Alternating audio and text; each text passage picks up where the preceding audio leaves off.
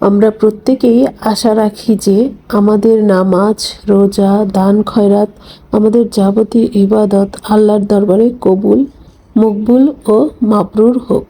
কিন্তু আমাদের ঈমান ও আমলের ত্রুটির কারণে হয়তো তা হয় না।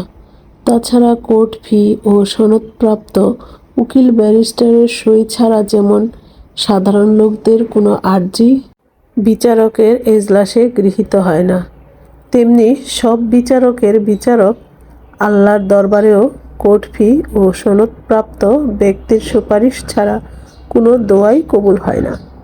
আর এই কোর্ট ফি হচ্ছে দুরূদ শরীফ, আর সনদপ্রাপ্ত সুপারিশকারী হচ্ছেন বিশ্বনবী হযরত মুহাম্মদ সাল্লাল্লাহু আলাইহি সাল্লাম।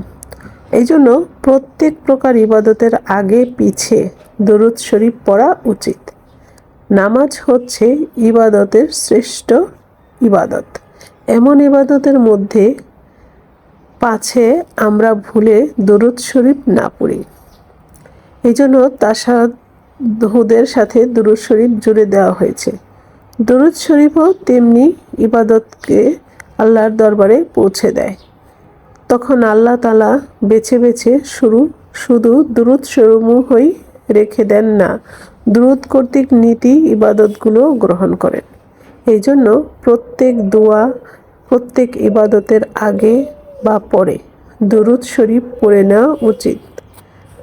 আল্লাহ তাআলা স্বয়ং আদেশ করেছেন, নিশ্চয়ই আমি আমার ফেরেশতাদেরকে সাথে নিয়ে আমার এই নবীর উপর দরুদ পড়ি। হে ঈমানদার লোকেরা, তোমরাও তার উপর দরুদ ও সালাম পাঠ করো। সূরা আহজাব আয়াত 56।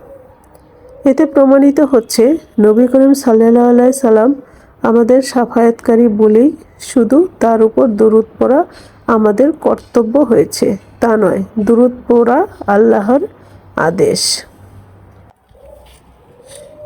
একবার দরুদ শরীফ পাঠের বিনিময়ে আল্লাহ তাআলা 10টি করিয়া রহমত বর্ষণ করেন। দরুদ শরীফ পাঠকারীর আমল নামায় 10টি করিয়া নেকি লেখা হয়। তাহার আমল নামা হইতে 10টি গুনাহ মুছিয়ে ফেলা হয়। তাহার মর্যাদা 10 ধাপ উন্নীত করিয়া দেওয়া হয়। দোয়ার অব্যবহৃত পূর্বে দরুদ শরীফ পড়িয়া লইলে দোয়া নির্ঘাত কবুল হয়, অন্যথায় আসমান ও জমিনের মধ্যবর্তী স্থানে ঝুলিয়া থাকে। নিয়মিতভাবে অধিক পরিমাণে দরুদ শরীফ পাঠ করিলে হাসরের মাঠে হুজুর করিম সাল্লাল্লাহু আলাইহি সাল্লামের সুপারিশ প্রাপ্তি ও মুক্তি লাভ হয়।